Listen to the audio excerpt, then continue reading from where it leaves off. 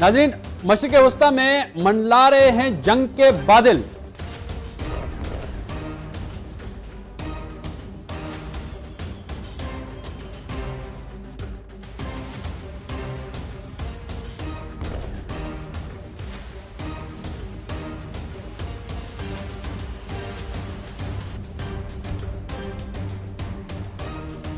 America और Iran की जंगी मशकें शुरू हो गई हैं। नाज़रीन, जिस खतरे की हम इतने दिनों से बात कर रहे थे, बिलाकर उसकी शुरुआत जो है वो हो चुकी है, समुद्रों में हो चुकी है और आबनाए हुर्मुज़ में भी शुरू हो चुकी है। मैं हूं इरफान राना और आप देख रहे हैं न्यूज़ 18 का social media platform.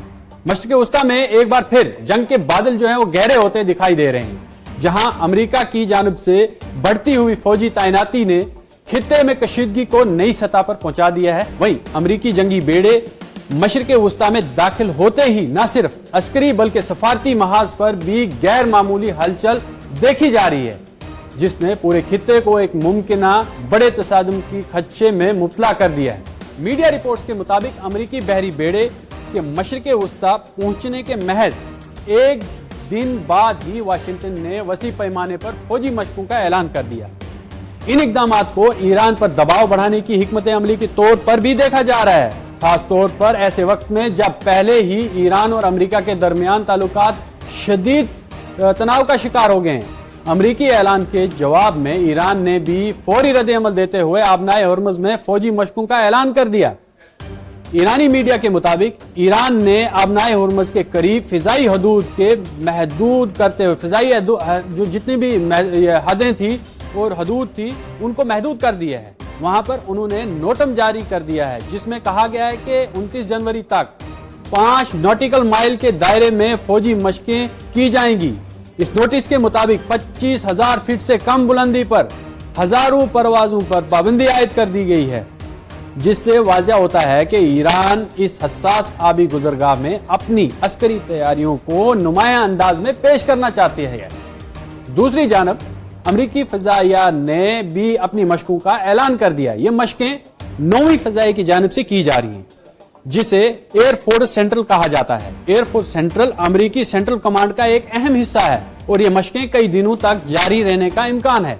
Air force central की जानिब से जारी बयान में कहा गया है कि जितनी भी मशकें की जाएंगी, इनका मकसद असासा जात और अमले को तेजी से मुंतशिर करने की सलाहियत को बढ़ाना, इलाकाई शराकतदारी को मजबूत बनाना और पूरे सेंटकॉम के दायरा इख्तियार में लचकदार और फौरी रद्द-ए-अमल की तैयारी को यकीनी बनाना है। बयान के मुताबिक इन मशकों के दौरान एहलकारों और तैयारियों की तेज रफ्तार नक्ल व हरकत के तरीक़ाकार की जांच की जाएगी। हंगामी हालात में मुख्तलिफ मकामात पर मुंतशिर ऑपरेशन की मशक की जाएगी और कम से कम असरात के साथ रसद को बरकरार रखने की सलाहियत को परखा जाएगा।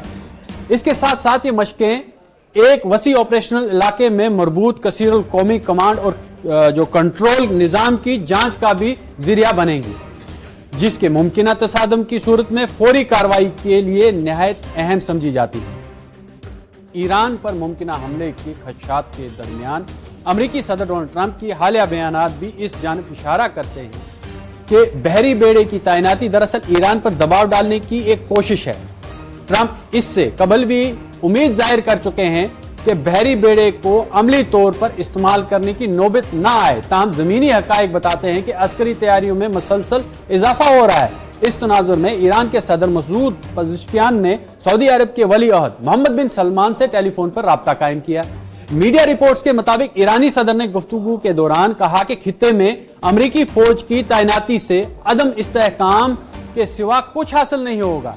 उन्होंने ईरान में हालिया मुजाहिरों के पस मंजर में अमरीकी मदाखलत की धमकियों और इक्तिसादी दबाव का हवाला देते हुए कहा कि इन इकदामात का ईरानी अवाम पर कोई असर नहीं पड़ेगा। ईरानी सदर की दफ्तर की जानिब से जारी बयान में कहा गया कि सऊदी अरब ने ईरान की खुद मुख्तारी के एहतराम का यकीन दिलाया है और वाज़ेह किया है कि वो ईरान के खिलाफ अपनी जमीन या फिजाई हदूद इस्तेमाल करने की इजाजत हरगिज नहीं देंगे।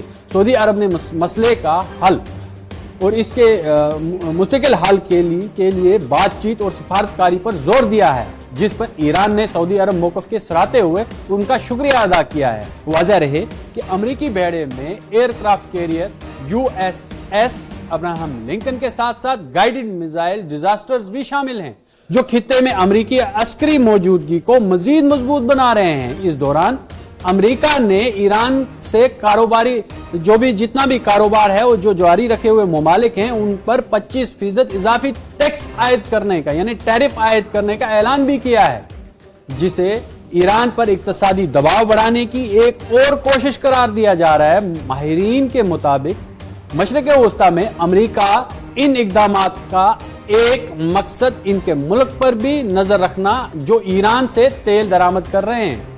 ईरानी मीडिया के हवाले से तवानाई और जहाजरानी के आदाद व शुमार बताते हैं कि आबनाए हुर्मुज़ दुनिया के सबसे अहम और हसास आबी चेक पॉइंट्स में से एक है।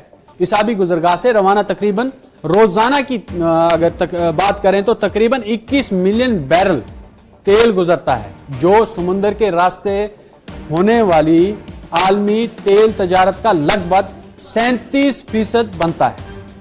ऐसे में आबनाए हुर्मुज़ किसी भी किस्म की अस्करी कशीदगी न सिर्फ खित्ते बल्कि पूरी दुनिया की मईशत और तवानाई की सलामती के लिए संगीन नताइज की हामिल हो सकती है। अब जिसका डर था वही हुआ। दोनों जानब से अमेरिका और ईरान की जानब से जंगी मशकें जो हैं वो शुरू हो चुकी हैं और ये खदशा जो है पूरे मिडल ईस्ट को जंग की लपेट में लेने के लिए तैयार है। एक गोली चलने का इंतजार है और जंग शुरू हो जाएगी। ये न सिर्फ महदूद रहेगी मिडल ईस्ट तक बल्कि पूरे आलम को अपनी लपेट में ले सकती है, क्योंकि ये जंग जो है ये पहले की जंगों की जैसे नहीं रहेगी, क्योंकि अमेरिका जो है इस वक्त वो ईरान के करीब पहुंच चुका है। उसने पूरी अपनी अस्करी ताकत जो है लाकर खड़ी कर दी है, क्योंकि हम इसके बाद जॉर्डन भी खतरे में आएगा, यमन भी खतरे में आएगा, लेबनान भी खतरे में आएगा, इराक में पहले से ही जो नूरुल मालिकी हैं वो वजीर आजम बनने के लिए तैयार है, वहां से उनका नाम आगे आ चुका है। दूसरी तरफ फिर आप मिस्र ले लें, वो भी खतरे में आ जाएगा। सऊदी अरब के लिए भी ये बहुत बड़ा खतरा हो सकता है, जिससे ईरान ने उनसे पहले ही कहा है कि आप अपनी फिजाई हदूद नहीं देंगे। लेकिन अगर अमेरिका हमला करता है तो क्या ये आलमी जंग की शुरुआत हो सकती है?